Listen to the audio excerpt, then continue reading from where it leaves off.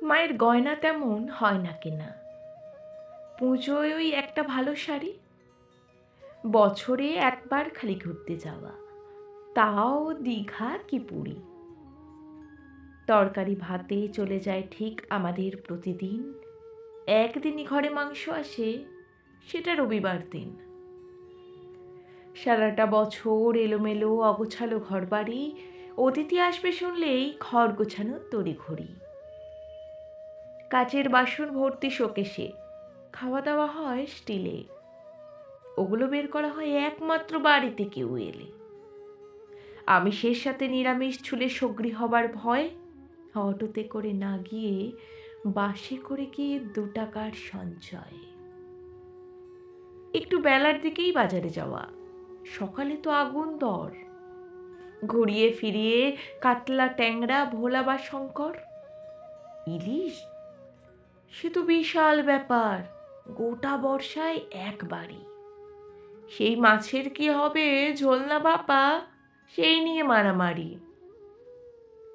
প্রতিবারই শেষে অর্ধেক মাছ ডুবে মরে বেগুনের ঝোলে, বাকি অর্ধেক মাকে সর্ষে বাটা কাঁচা ভাপা হবে বলে। মাথাটা তখন অক্ষত আছে, যাবে কচুর শাকে। আর 2-3 টুকরো ভাজা হতে পারে যদি বেশি মাছ থাকে।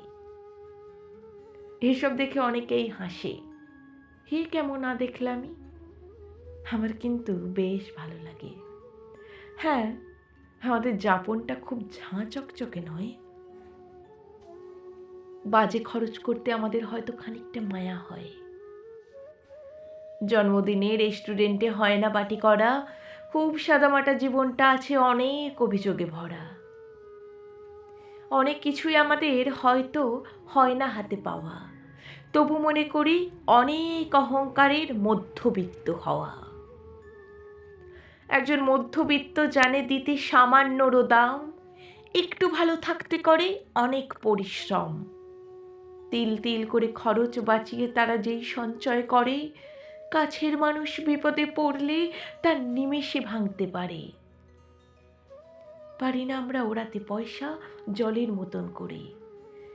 অর্থের ঠিক কতটা মূল্য শিখেছি অভাবে পড়ে। ব্যয় বাঁচাতে সবাই এক ঘরে বসি, চালিয়ে একটা পাখা। অপচয় করা বড় অন্যায়, জীবনের থেকে শেখা।